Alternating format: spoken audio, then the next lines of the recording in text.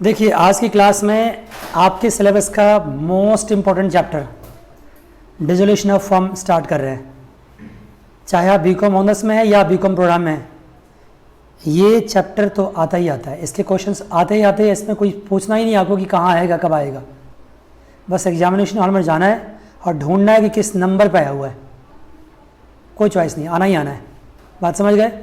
तो इस दृष्टिकोण से बहुत इंपॉर्टेंट है डिसोल्यूशन ऑफ फॉर्म। कुछ बातें आपने 11th-12th में इसके लिए पढ़ रखी है, लेकिन जितनी बातें 11th-12th में पढ़ी है वो सिर्फ बेसिक्स है। यहाँ पे बातें बिल्कुल अलग है। लेकिन आप जानते हैं जब मैं स्टार्टिंग करता हूँ तो मैं भरोसा तो आप पे करता नहीं हूँ। मुझे पता है कि आपने पिछले 10-8 महीने में डिसोल्यूशन ऑफ फॉर्म जो पढ़ा होगा वो खा पी के बैठ गए होंगे, सब भूल गए होंगे एक तरह से। याद है? कुछ की याद नहीं है? याद है? मुझे तो विश्वास नहीं है कि आपको याद होगा। आपको सब कुछ भूल गए होंगे। आपको इतना सारा बिजी है, आपका इतना बिजी शेड्यूल है, आपका इतना काम है, इतने सारे सोशल मीडिया से, आपको कहाँ से फुर्सत होगा डिसोल्यूशन ऑफ फॉर्म याद रखने का। तो चलिए कोई बात नहीं, आप भूल जाइए, लेकिन आपके लिए मैं इसको स्टार्टिंग से रिवाइज करवाता हूँ। आज की क्लास लगभग रिवीजन में चला जाएगा। नेक्स्ट क्लास से आपका कॉलेज का जो टॉपिक है वो स्टार्ट करेंगे। देखिए डिसोल्यूशन ऑफ फॉर्म में क्या होता है। सबसे पहली बात होती है कि आपको गिवन क्या होता है। कोई भी सवाल करेंगे आपको गिवन होगा बैलेंस शीट। बैलेंस शीट नहीं होगा ऐसा हो नहीं सकता है, बैलेंस शीट होगा ही होगा। और बैलेंस शीट मुझे कब का चाहिए? As on the date of dissolution. Dissolution की डेट की बैलेंस शीट चाहिए। अगर उससे पहले का बैलेंस शीट दिया हुआ है तो उसको कन्वर्ट करना पड़ेगा as on the date of dissolution. 6 महीना पहले की बैलेंस शीट है तो वो काम नहीं आएगा। मुझे आज की बैलेंस शीट चाहिए। जिस दिन हम फर्म को डिसॉल्व कर रहे हैं उस दिन का बैलेंस शीट चाहिए। क्यों सर? अगर 6 महीने पहले का बैलेंस शीट होगा तो उस 6 महीने में बिजनेस में क्या हुआ? नए एसेट आए, पुराने एसेट गए, नए लोन आए, पुराने पे किए, कुछ ना कुछ तो हुआ होगा ना बिजनेस में। तो वो 6 महीने में क्या हुआ होगा वो आपके पास होना जरूरी है। मतलब डिसोल्यूशन से जस्ट पहले का बैलेंस शीट चाहिए। मान गए? उससे 6 महीना साल भर पहले का बैलेंस शीट है। इसका मतलब सवाल आपसे उम्मीद कर रहा है कि आज की बैलेंस शीट क्या करोगे? आप निकालोगे। बात समझ गए? दूसरा इसके साथ क्या गिवन होगा? गिवन होगा आपको एडजस्टमेंट्स। कहो सर एडजस्टमेंट्स में क्या दिया होता है?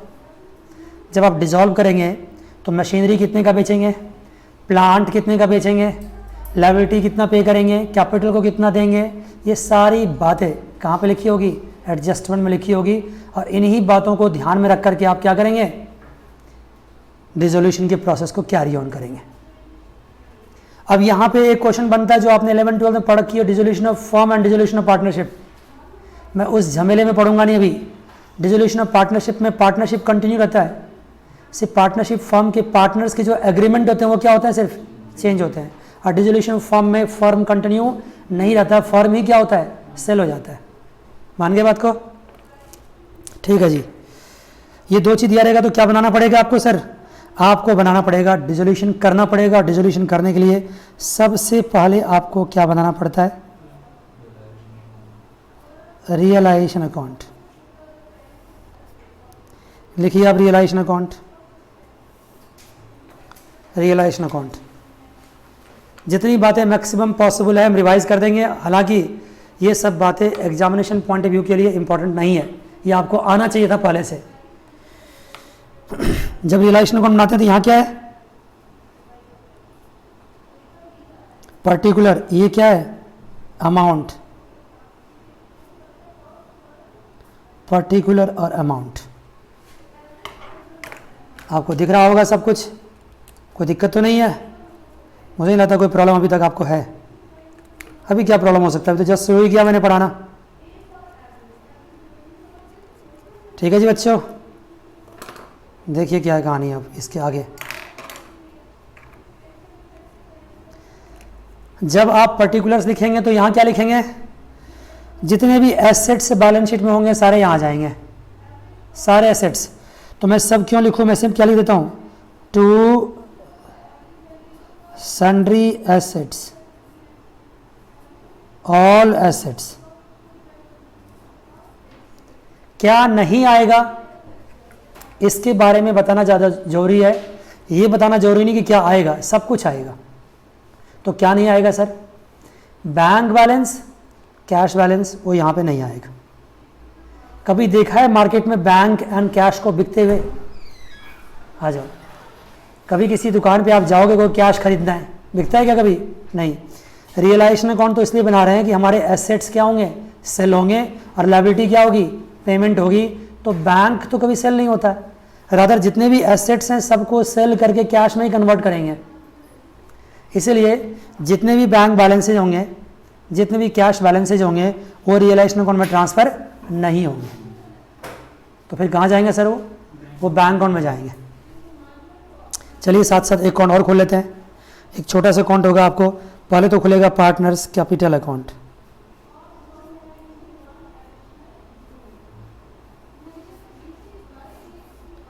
पार्टनर्स कैपिटल अकाउंट, मान लीजिए आपके 3 पार्टनर्स हैं। कौन कौन? ए, बी एंड सी। ये ए, बी एंड सी, और ये क्या है? पर्टिकुलर्स। ये भी क्या है? पर्टिकुलर्स। एक अकाउंट और खोल लीजिए साथ में। आप कौन सा?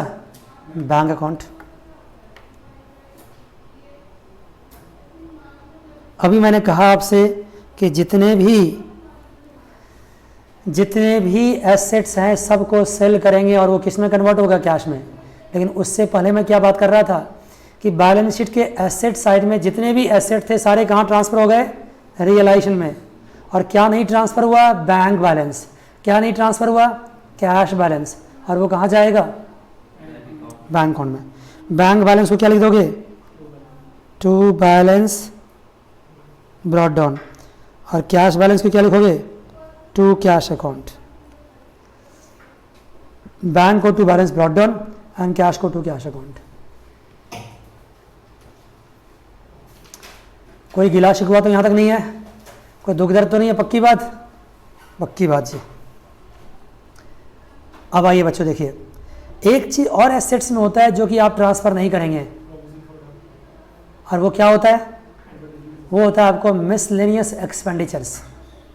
एसेट साइड में मिसलेनियस एक्सपेंडिचर भी होते हैं, उसको फिक्टिशियस एसेट्स भी कहते हैं, और उसकी कोई मार्केट वैल्यू नहीं होती है, क्योंकि फिक्टिशियस का मतलब ही क्या होता है? No value, imaginary.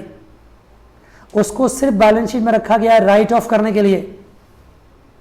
धीरे धीरे उसको प्रॉफिट से हम क्या करते हैं? राइट ऑफ करते हैं। लेकिन राइट ऑफ नहीं कर पाए तो अभी कहाँ तक पड़ा हुआ है? कहाँ पड़ा हुआ है? बैलेंस शीट में। तो अब मुझे क्या करना पड़ेगा उसको? क्या उसको रियलाइजेशन डाल देंगे? नहीं, क्योंकि रियलाइजेशन में तो उसी एसेट को डाल सकते हैं जिसकी मार्केट वैल्यू हो, और जो मार्केट में क्या हो सकता है? सेल हो सकता है। तो फिर क्या करेंगे उसका? All those fictitious assets are a kind of what? Loss. ठीक है ना? उसको किस अकाउंट में ट्रांसफर करेंगे? कैपिटल अकाउंट में। और किधर ट्रांसफर करेंगे? डेबिट साइड ट्रांसफर कीजिए। यहाँ पे सीधा लिखिए, यहाँ पे टू मिसलेनियस एक्सपेंडिचर। जितने भी मिसलेनियस एक्सपेंडिचर्स होंगे, नाम क्लियर कर दूं मैं आपको, जैसे कि डेफर्ड एडवर्टाइजमेंट रेवेन्यू एक्सपेंडिचर्स, ठीक है ना, ये सारे प्रीलिमिनरी एक्सपेंडिचर्स। अगर इस तरह के कोई आइटम्स दिखते हैं तो वो क्या कहलाएंगे आपको? मिसलेनियस एक्सपेंडिचर, और उनको पार्टनर्स कैपिटल अकाउंट में क्या करेंगे? डेबिट करेंगे। ठीक है, सारे एसेट्स यहाँ ट्रांसफर कर दिए। एसेट्स में क्या होता है? कई बार डेटर्स होता है, और डेटर्स के नीचे क्या लिखा होता है? Minus provision for doubtful debts. तो डेटर्स की फुल वैल्यू यहाँ ट्रांसफर करेंगे, और जो प्रोविजन होगा वो उसको इधर ले जाएंगे। प्रोविजन फॉर डाउटफुल डेट्स को इधर ले जाएंगे। डेटर्स जैसे मान लो 1 लाख है तो 1 लाख यहाँ आएगा, उस पर प्रोविजन 5000 है तो 5000 यहाँ जाएगा। मान गए? तो अब एक बार आप सोचिए, एसेट साइड आपका कंप्लीटली खाली हो चुका है, कंप्लीटली खाली हो चुका है। कभी कभार एसेट में ये भी होता है कि कोई पार्टनरशिप अपने पार्टनर को ही लोन दे देती है। पार्टनरशिप अपने पार्टनर को ही लोन दे देती है, तो पार्टनरशिप फर्म के लिए क्या हो गया? वो एसेट हो गया, और पार्टनर के लिए क्या हो गया? वो लायबिलिटी हुआ। लेकिन ये किसकी बैलेंस शीट है? पार्टनरशिप फर्म की। तो जब पार्टनरशिप फर्म ने पार्टनर को लोन दिया है, किसने लोन दिया है? फर्म ने। फर्म ने किसको लोन दिया है? पार्टनर को। तो फर्म के लिए क्या होगा? एसेट। और वो किधर आएगा? एसेट साइड में। तो उसका क्या करेंगे? तो वो एसेट यहाँ नहीं आएगा, वो एसेट यहाँ नहीं आएगा, उसका अलग से अकाउंट खोलेंगे, या तो उस पार्टनर से पैसा वापस लेंगे या उसको उसके अकाउंट से क्या कर देंगे? एडजस्ट करेंगे। ये सवाल बताएगा कि क्या करना उसका। लेकिन अगर कोई पार्टनर ने फर्म से लोन लिया है तो वो एसेट यहाँ पे नहीं आएगा।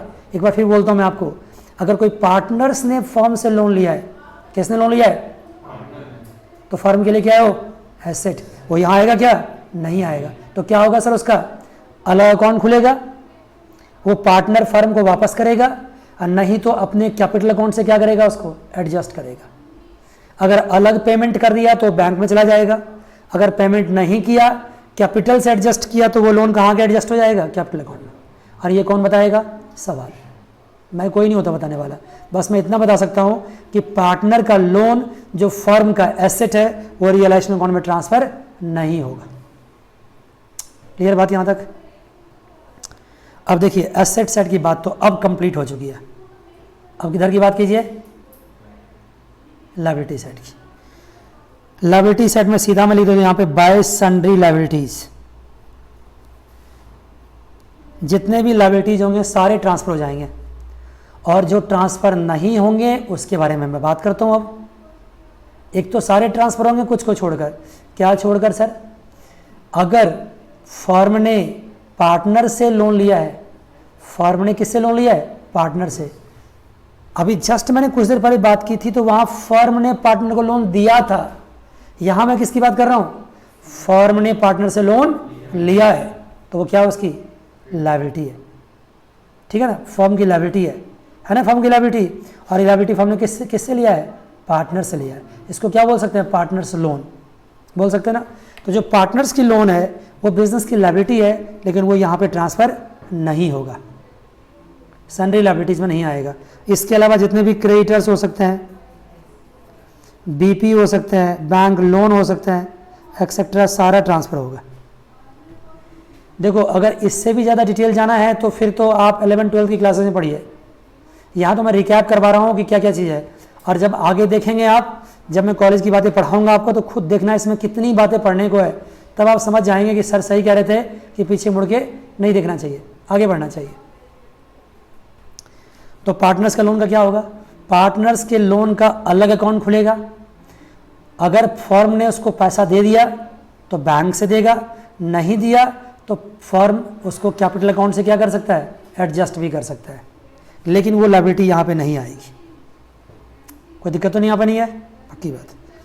आगे देखिए लायबिलिटी साइड में और कुछ, अगर कोई पार्टनर मेल है, ठीक है ना, तो उसकी वाइफ ने अगर लोन दिया है, या उसका उल्टा भी कह सकते हो, पार्टनर फीमेल है और उसका हस्बैंड ने लोन दिया है, तो स्पॉज, हस्बैंड वाइफ को क्या बोलते हैं? स्पॉज बोलते हैं।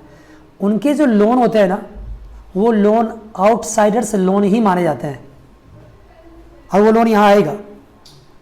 मैं कहता हूँ जैसे मिस्टर ए पार्टनर है और मिसेज ए का लोन है, तो वो लोन क्या मानी जाएगी? पार्टनर्स लोन नहीं मानी जाएगी, बल्कि आउटसाइडर्स लोन मानी जाएगी। क्योंकि पार्टनर लोन तभी लोन मानी जाती है, पार्टनर्स की लोन, जब पार्टनर खुद लोन देता है। अपने बच्चे से, अपनी वाइफ से अगर लोन दिलवाया है तो पार्टनर की लोन नहीं मानी जाती है, बल्कि उसके वाइफ और बच्चे की लोन मानी जाती है। अब बिल्कुल आउटसाइडर्स लोन है, उसको वैसे ही ट्रीट करेंगे जैसे किसी अदर लायबिलिटी को क्या करते हैं? हम ट्रीट करते हैं। आपने सुन रखा होगा 11-12 क्लास में बातों में। ठीक है? यहाँ तक कोई दिक्कत तो नहीं है? नहीं है। लायबिलिटी साइड में एक चीज़ और होता है, पार्टनर के कैपिटल के बैलेंस होते हैं। वो कहाँ जाएंगे सर? वो यहाँ आएगा।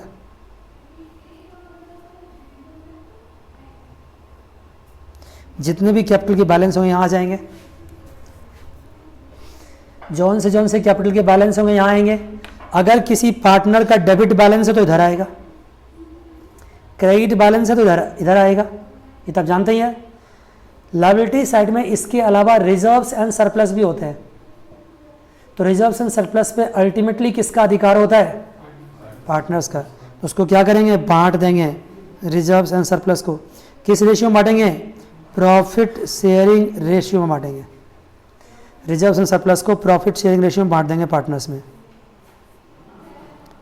सिमिलरली जो मिसलिनियस एक्सपेंडिचर्स होते हैं ना, उसको भी बांटते हैं किस में? प्रॉफिट शेयरिंग रेशियो में। ये लॉस है और यह क्या? आपकी इनकम है। लायबिलिटी साइड में और कुछ होता है? होता है सर। कुछ रिजर्व्स ऐसे होते हैं जो स्पेसिफिक रिजर्व्स होते हैं। स्पेसिफिक रिजर्व से मेरा मतलब है किसी एसेट के अगेंस्ट रिजर्व होता है। किसके अगेंस्ट? एसेट के अगेंस्ट। तो जो एसेट के अगेंस्ट रिजर्व होते हैं वो पार्टनर्स कैपिटल में नहीं बांटे जाते, बल्कि वो कहाँ जाते हैं? रियलाइजेशन अकाउंट में। जैसे एग्जांपल सर देखो, जैसे कि ज्वाइंट लाइफ पॉलिसी रिजर्व, जैसे इन्वेस्टमेंट फ्लक्चुएशन फंड, जैसे मशीनरी रिप्लेसमेंट फंड। ये सब जो फंड बना हुआ है ये कोई रिजर्व नहीं है, बल्कि अ काइंड ऑफ व्हाट? लॉस को, किसी पर्टिकुलर एसेट से होने वाले लॉस को एब्जॉर्ब करने के लिए ये सारे रिजर्व बनते हैं। जैसे इन्वेस्टमेंट फ्लक्चुएशन फंड है। मार्केट में इन्वेस्टमेंट की वैल्यू क्या हो सकती है? बढ़ सकती है, घट सकती है, उससे नुकसान हो सकता है। तो उसको उस फ्लक्चुएशन से बचने के लिए क्या बन जाता है? Investment fluctuation fund. Machinery replacement fund is a kind of depreciation. Machinery को रिप्लेस करने के लिए फंड बनाते हैं तो क्या करते हैं? अ काइंड ऑफ डेप्रिसिएशन ही है, वो यहाँ पे आएगा। कोई भी एसेट के अगेंस्ट रिजर्व होगा तो सब कहाँ जाएगा? यहाँ पे। वो सिर्फ रियलाइजेशन अकाउंट में से उठ के सीधे रियलाइजेशन अकाउंट के, सॉरी, बैलेंस शीट से आके सीधे कहाँ जाएगा? रियलाइजेशन अकाउंट के क्रेडिट साइड में। उसको पार्टनर्स में बांटने की कोशिश मत करना। बात समझ गए? पक्की बात? राइट। अभी मैं कुछ देर में क्वेश्चन पूछूंगा आपसे, तब समझते हैं बातों को, ठीक है ना? और क्या बच गया? और क्या हो सकता है? हाँ, जैसे कि वर्कमैन कंपनसेशन लायबिलिटी है। अब वर्कमैन कंपनसेशन फंड भी आप बनाते हैं। वर्कमैन कंपनसेशन फंड क्यों बनाते हैं? क्योंकि वर्कर्स को अगर कुछ कंपनसेट करना पड़ेगा तो कंपनसेट करने के लिए पहले से हमारे पास क्या है? रिजर्व है। तो वर्कमैन कंपनसेशन फंड आपने वर्कर्स को कंपनसेट करने के लिए रिजर्व बना रखा है। मान गए? ठीक है जी। अगर वर्कर्स को कंपनसेशन देना पड़ा फिर तो ठीक है, नहीं देना पड़ा तो सारा का सारा फंड क्या करेंगे? पार्टनर्स में बांट देंगे। यहाँ बांट देंगे, यहाँ पे। तो वर्कमैन कंपनसेशन फंड को मैं नहीं मान सकता किसी एसेट के अगेंस्ट रिजर्व है। क्या वर्कमैन कंपनसेशन फंड किसी एसेट के अगेंस्ट रिजर्व नहीं है? वर्कमैन कौन सा एसेट होता है? कोई मशीनरी हो, कोई फर्नीचर हो, कोई प्लांट हो, उसके अगेंस्ट रिजर्व हो तो उसको क्या मान सकते हैं हम? Reserve against the assets. ऐसा तो नहीं है ना? तो वर्कमैन कंपनसेशन फंड एक नॉर्मल रिजर्व है, बस फर्क क्या उसका कि वो वर्कर्स के लिए बनाया गया है। तो वर्कर को कंपनसेट करना फिर तो ठीक है, नहीं कंपनसेट करना है तो फिर किसको बांट देंगे हम? पार्टनर्स को बांट देंगे। या कुछ कंपनसेट करना है, जितना कंपनसेट करना उसको छोड़ दो और रिमेनिंग क्या करोगे? पार्टनर्स को बांट दोगे। ये सब बातें भी पहले आपने सीख रखा होगा। सीखा है ना? ठीक है जी सर।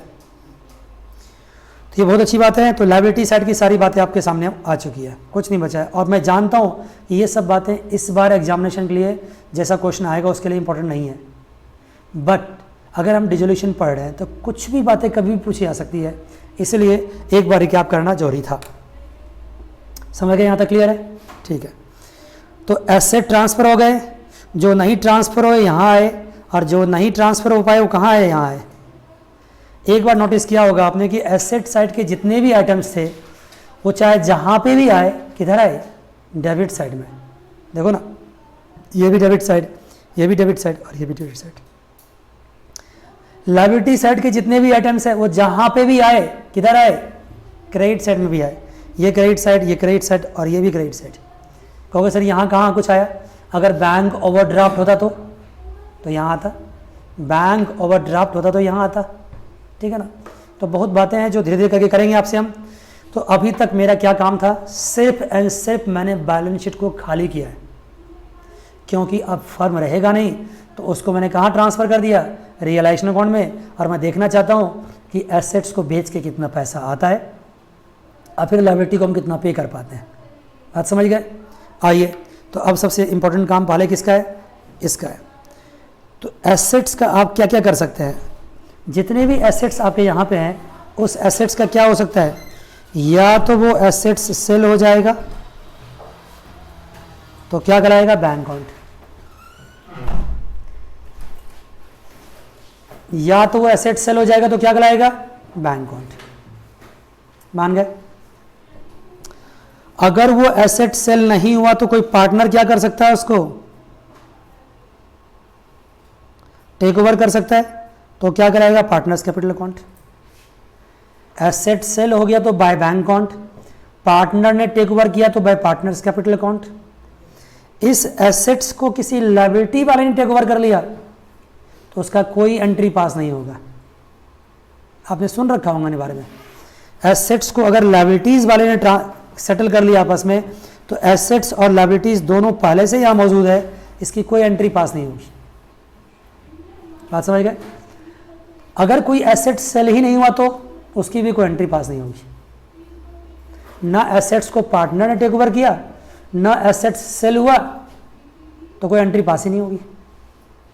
लायबिलिटी टेक ओवर किया तो भी एंट्री पास नहीं करते, और नहीं सेल हुआ तो भी एंट्री पास नहीं करते। बात समझ गए? Okay sir, liability take over किया तो क्यों नहीं एंट्री पास करेंगे? एग्जाम्पल देख लो। मान लो तुम्हारे पास कोई एसेट्स 1 लाख रुपए का है और एक लायबिलिटी तुम्हारे पास 80,000 रुपीज़ का है, तो 1 लाख का एसेट गया और 80,000 की लायबिलिटी चली गई, तो ये एडजस्टमेंट अपने आप हो गया होगा। इसकी कोई एंट्री पास करने की जरूरत नहीं है, इसकी एंट्री पास नहीं करेंगे। एंट्री पास करने की कोशिश करोगे नुकसान हो जाएगा, अननेसेसरी काम क्या होगा, बड़ा हो जाएगा। इस एसेट्स को किसने लिया है? लायबिलिटी वाले ने। तो क्या लिखोगे यहाँ पे? By creditors.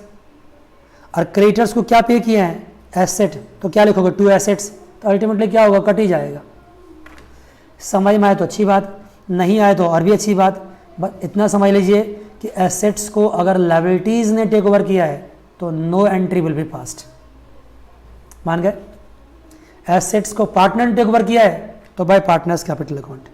एसेट सेल हो गया है तो by bank account. Asset sale नहीं हुआ है तो छोड़ दो। मान गए? आइए लायबिलिटी की बात करते हैं। लायबिलिटीज को पे कर दिए तो to bank account, liabilities paid. Liabilities के अलावा टू बैंक अकाउंट कब होता है? जब कोई रियलाइजेशन एक्सपेंस आप करते हैं। रियलाइजेशन एक्सपेंस सुना होगा आपने। पूरे प्रोसेस को कैरी ऑन करने के लिए कुछ रियलाइजेशन एक्सपेंस भी करना पड़ता है, और वो रियलाइजेशन एक्सपेंस क्या होगा? टू बैंक होगा। इसके अलावा लायबिलिटी को अगर आप टेक ओवर कर लेता कोई पार्टनर तो क्या कहलाएगा वो?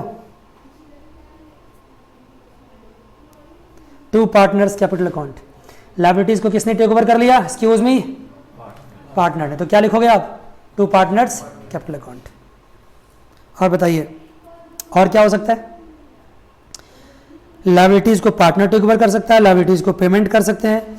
लायबिलिटीज को पेमेंट नहीं करेंगे ऐसा नहीं हो सकता है। अगर सवाल बिल्कुल साइलेंट है इसका मतलब लायबिलिटी को 100% पे करना है। सवाल ने कह रखा है कि 10% डिस्काउंट पे पे करो तो 10% डिस्काउंट पे करना है, 20% डिस्काउंट पे पे करो तो 20% डिस्काउंट पे करना है। लायबिलिटी को नहीं पे करो तो नहीं पे करना है, और सवाल चुप है तो 100% पे करना है। सवाल साइलेंट है इसका मतलब 100% पे करना है। बात समझ गए?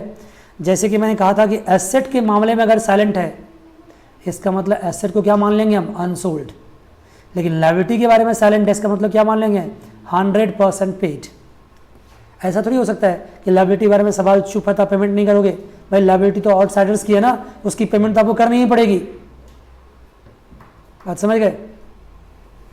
तो ये हो गया। और लायबिलिटीज ने कोई एसेट रिकवर कर लिया तो नो एंट्री, कोई एंट्री पास नहीं करेंगे। लेकिन जो एंट्री मैंने यहाँ पास कर दी है उसकी करस्पॉन्डिंग एंट्री भी तो होगी। अगर मैंने यहाँ पे बाय बैंक लिखा है, यहाँ पे टू बैंक लिखा है, तो ये करस्पॉन्डिंग एंट्री कहाँ जाएगा? बैंक में जाएगा। बैंक में क्या लिखेंगे?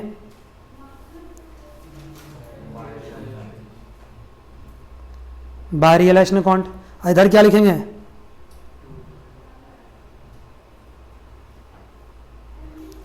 इतनी बेसिक्स बातें मैं समझा रहा हूं आपको, तो आप विश्वास कीजिए कि मैं आपका कितना विश्वास करता हूं। मुझे पूरा भरोसा होता कि बच्चे लोग सब खा पी के बर्बाद। इतनी छोटी छोटी बातें भी आपको याद नहीं होगी क्योंकि 12th क्लास में आपने इतना सीरियसली पढ़ा होगा इन चीज़ों को। पढ़ा कि नहीं पढ़ा होता जरा? काफ़ी मेहनत किया, कम से कम 15-20 दिन 1 महीना पढ़ा होगा और कितनी बार रिवाइज किया होगा। देखिए बच्चों, लेकिन जो बाय पार्टनर्स कैपिटल अकाउंट है और टू पार्टनर्स कैपिटल अकाउंट है, इसकी भी क्या होगी, कॉरस्पॉन्डिंग एंट्री पास होगी। तो क्या लिखोगे आप, टू, बोलो ना, रियलाइजेशन अकाउंट। और यहां क्या करोगे,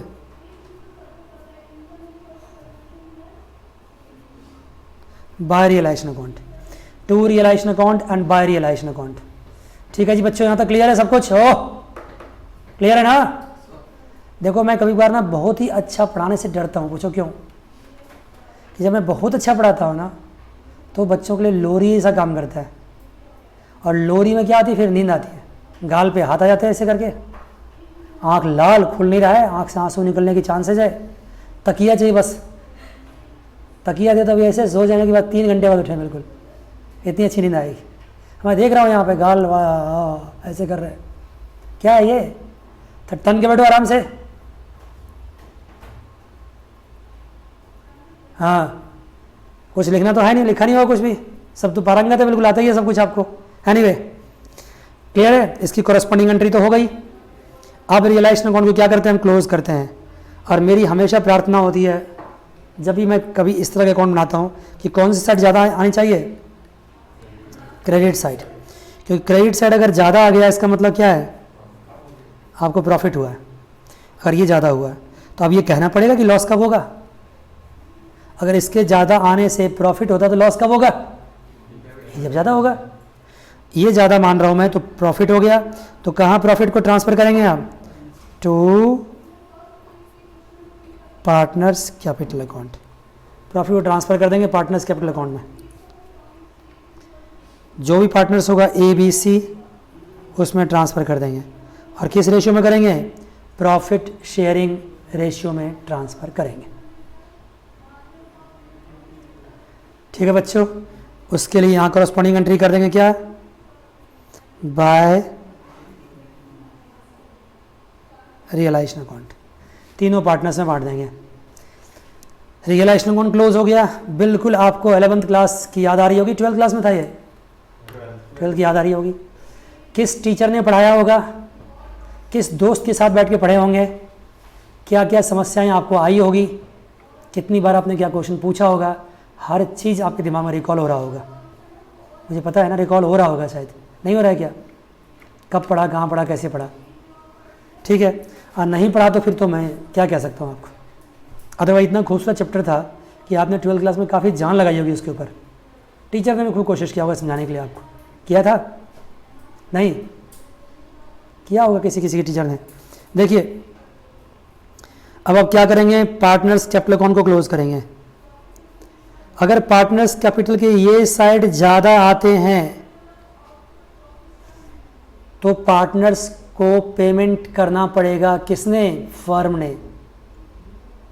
तो यहां क्या होगा, टू बैंक। अगर ये साइड ज़्यादा आ गया तो पार्टनर ने पेमेंट करना होगा किसको, फर्म को। बात समझ गए, पार्टनर ने पेमेंट करना होगा फर्म को। तो टू बैंक भी हो सकता है, और क्या हो सकता है, बाय बैंक भी हो सकता है, to bank and by bank भी हो सकता है, समझ गए, बाय बैंक भी हो सकता है। और लास्टली क्या करेंगे, अब जब पार्टनर्स कैपिटल अकाउंट आपका क्लोज हो गया तो उसके बाद यहां पे लिखेंगे टू पार्टनर्स कैपिटल अकाउंट, और यहां क्या लिखेंगे, बाय पार्टनर्स कैपिटल अकाउंट। और लास्टली क्या होना चाहिए, बैंक अकाउंट क्लोज होना चाहिए। जैसे ही बैंक अकाउंट क्लोज हो गया और बैंक अकाउंट मैच कर गया तो 99% चांस है कि आप सवाल सही कर चुके हैं। 100% क्यों नहीं बोलता हूं मैं, क्योंकि बैंक अकाउंट वैसे भी मैच कर सकता है, अगर आप डबल साइडेड मिस्टेक्स कमिट कर दोगे तो भी मैच कर जाएगा। इसलिए ये मत समझना कि बैंक अकाउंट मैच किया तो सवाल सही। कई बच्चों के दिमाग में रहता है हमारा बैंक मैच कर गया, इसका मतलब रिजोल्यूशन मेरा हो गया, जरूरी नहीं है। अगर आप कंप्लीट एरर ऑफ ओमिशन कर देंगे, कुछ को किसी एंट्री को कंप्लीट छोड़ देंगे, तब तो ऐसे ही मैच कर जाएगा। ठीक है, जनरली माना जाता है मैच कर जाएगा। ये सब बातें आपको आती होगी, नहीं अभी तक लेक्चर सुन के आपको लग रहा होगा कि मैं 12th क्लास पढ़ा रहा हूँ। ठीक है ना, अच्छी बात है। एक बात और, छोटी छोटी बातें करनी है, फिर इस टॉपिक को यहीं क्लोज करना है। छोटी छोटी बात ये है कि अगर अनरिकॉर्डेड एसेट्स होगा तो क्या करेंगे, अनरिकॉर्डेड एसेट्स होगा तो उसको रिकॉर्ड नहीं करना यहां जाकर के। देखो यहां पे तो वही सन्ड्री एसेट्स आएगा जो रिकॉर्डेड है, जो बैलेंस शीट में है। जो बैलेंस शीट में नहीं है वो यहां नहीं आएगा। लेकिन अगर अनरिकॉर्डेड एसेट्स है जो कि बैलेंस शीट के अंदर नहीं है, लेकिन उसके बारे में सवाल ने क्या रखा है कि इस एसेट्स को क्या किया हमने, सेल कर दिया, तो दो पैसे आए ना, तो पैसे आएंगे तो कहां आएंगे, बाय बैंक। अनरिकॉर्डेड एसेट्स को रिकॉर्ड तो नहीं करेंगे, लेकिन सेल करेंगे तो बाय बैंक। पार्टनर ने टेक ओवर कर दिया तो बाय पार्टनर्स कैपिटल। अगर सेल नहीं हुआ तो भूल जाएंगे, छोड़ देंगे। अनरिकॉर्डेड एसेट्स सेल हो गया, बाय बैंक। पार्टनर लिया, बाय पार्टनर्स कैपिटल। सेल नहीं हुआ, छोड़ दो। लायबिलिटी ले लिया, छोड़ दो। क्लियर है। अनरिकॉर्डेड लायबिलिटी, अनरिकॉर्डेड लायबिलिटी अगर दिया हुआ है तो उसको रिकॉर्ड तो मत करना। यहां तो वही लायबिलिटी आएगी जो कहां दी हुई है, बैलेंस शीट में। या वही लायबिलिटी आएगी जो कहां दी हुई है, बैलेंस शीट में। जो बैलेंस शीट में नहीं दी हुई वो यहां नहीं आएगी, उसको बोलते हैं अनरिकॉर्डेड लायबिलिटी। अनरिकॉर्डेड लायबिलिटी को पेमेंट कर दिए तो क्या होगा, टू बैंक। पार्टनर ने टेक ओवर किया तो क्या होगा, टू पार्टनर्स कैपिटल। और अनरिकॉर्डेड लायबिलिटी का कुछ भी नहीं हुआ तो कुछ कैसे नहीं हो सकता है, पेमेंट तो करना ही पड़ेगा।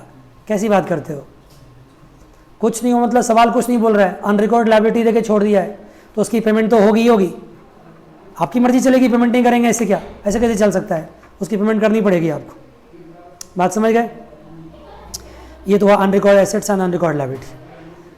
कभी बार सवाल में क्या होता है कि पार्टनर्स कैपिटल अकाउंट के साथ साथ पार्टनर्स करंट अकाउंट भी दिया होता है।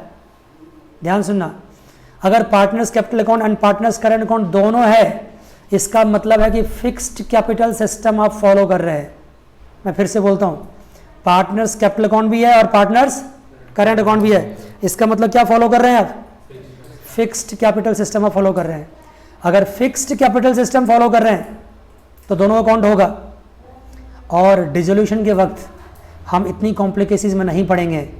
हम पार्टनर्स कैपिटल अकाउंट खोलेंगे और करंट अकाउंट की बैलेंसेस को यहीं पे ट्रांसफर करके उसको क्लोज कर देंगे, क्योंकि बिजनेस अब कैरी ऑन नहीं होने वाला है। अगर बिजनेस कैरी ऑन होता तो दोनों पार्टनर्स के सारे पार्टनर्स के कैपिटल एंड करंट अकाउंट को हम अलग अलग मेंटेन करते। लेकिन जब पार्टनर्स क्या होने वाला है, डिसॉल्व, तो अलग अलग मेंटेन करके कोई फायदा नहीं है। अलग अलग मेंटेन करना चाहते हो तो आपकी मर्जी है, आपकी मर्जी है, कर सकते हैं, गलत नहीं होगा। लेकिन अगर आप करंट अकाउंट को सीधा कहां ट्रांसफर कर दो, कैपिटल में, तो करंट अकाउंट वहीं के वहीं क्या हो गए, क्लोज। और जो भी ट्रीटमेंट करना है कहां करना है, कैपिटल अकाउंट में करना है। बहुत सवाल दे रखे हैं इस तरह से बुक में। बुक ने क्या कर रखा है, करंट अकाउंट अलग बना रखा है, कैपिटल अकाउंट अलग बना रखा है। मैं कभी बच्चों को ये नहीं सिखाता हूं कि करंट एंड कैपिटल अलग अलग बनाओ। सीधा करंट अकाउंट की बैलेंस अगर क्रेडिट साइड में है तो इसको इधर ट्रांसफर कर दो, डेबिट साइड में इसको इधर ट्रांसफर कर दो, जिस पार्टनर्स का उस पार्टनर्स में ट्रांसफर कर दो। सवाल करेंगे तो और बढ़िया समझा देंगे, ठीक है ना। लेकिन ये ऐसा कभी मत करना कि कैपिटल अकाउंट को करंट में ट्रांसफर करना, नहीं, अल्टीमेटली करंट अकाउंट कहां ट्रांसफर होगा, कैपिटल। और जब पार्टनर्स के करंट अकाउंट होंगे तो इसका मतलब कौन सा सिस्टम चल रहा है, फिक्स्ड कैपिटल। और फिक्स्ड कैपिटल सिस्टम में कैपिटल अकाउंट की हमेशा कौन सी बैलेंस आती है, क्रेडिट बैलेंस आती है। फिक्स्ड कैपिटल सिस्टम में, ओह माय गॉड, ध्यान सुनना, फिक्स्ड कैपिटल सिस्टम में कैपिटल अकाउंट की हमेशा कौन सी बैलेंस आती है, क्रेडिट बैलेंस। और debit balance and credit balance दोनों किसकी आ सकती है, करंट अकाउंट की। जो हर साल के ट्रांजैक्शंस होते हैं उसकी करंट अकाउंट के थ्रू एंट्री पास होती है। और जो फिक्स अमाउंट कैपिटल इन्वेस्टमेंट्स होती है वो कहाँ जाती है, कैपिटल अकाउंट में जाता है। ये बातें आपने 12th क्लास में पढ़ रखी होगी, नहीं तो आज जाके दोबारा से बुक खोलिए, current and fix account and fluctuating का डिफरेंस समझिए। क्योंकि मैं फिक्स्ड एंड फ्लक्चुएटिंग का काफ़ी यूज़ करने वाला हूँ, लेकिन डिफरेंस में इससे ज़्यादा क्या बता सकता हूँ आपको। फिक्स्ड एंड फ्लक्चुएटिंग का काफ़ी यूज़ होगा इस चैप्टर में। फिक्स्ड मतलब current account and capital account दोनों होंगे। फ्लक्चुएटिंग मतलब ओनली क्या होंगे, कैपिटल अकाउंट होंगे। फ्लक्चुएटिंग में कैपिटल के डेबिट एंड क्रेडिट दोनों बैलेंस हो सकते हैं, लेकिन फिक्स्ड में कैपिटल के ऑलवेज क्या होते हैं, क्रेडिट बैलेंस। और करंट अकाउंट के क्या हो सकते हैं, डेबिट एंड क्रेडिट दोनों बैलेंस हो सकते हैं। और करंट अकाउंट को क्या करेंगे हम, सीधे उसके ओपनिंग बैलेंस को उठा के कैपिटल अकाउंट में ट्रांसफर करके वही का वही खलास खत्म कर देंगे, क्लोज कर देंगे। ठीक है ना। तो ये बातें थी, लगभग मैंने 35 मिनट बोल रखा है, और ये बातें थी आपकी डिसोल्यूशन से रिलेटेड 12th क्लास की बातें। और आपकी बुक में शुरुआत के 5-6 क्वेश्चन 7 क्वेश्चन इसके बेसिस पे दे रखे हैं। ठीक है बच्चों, तो मेरा रिक्वेस्ट आपसे है कि वो 5-6-7 क्वेश्चन आप अगली क्लास में करके आइए। अगर उसमें थोड़ी बहुत प्रॉब्लम होती तो मुझसे पूछ लीजिए, अदरवाइज वो 5-6-7 क्वेश्चन हम करवाएंगे नहीं। क्यों नहीं करवाएंगे? क्योंकि उसमें से कोई भी एग्ज़ाम में नहीं आता है। ठीक है ना। अगर कभी आगे मौका मिला तो हम उसको ट्राई करेंगे, अभी एग्जामिनेशन का टाइम आ रहा है तो अभी हम नहीं करवा सकते। ठीक है ना। अगर कभी मौका मिला तो हो सकता है कि हम उसको सेकेंड क्लास में करवाए, लेकिन अभी हम इस क्लास को यही ख़त्म करते हैं। अगली क्लास में नए टॉपिक के साथ स्टार्ट करेंगे। आज के बस इतना ही, अगली क्लास में फिर मिलेंगे। God bless you all, take care, bye bye and see you.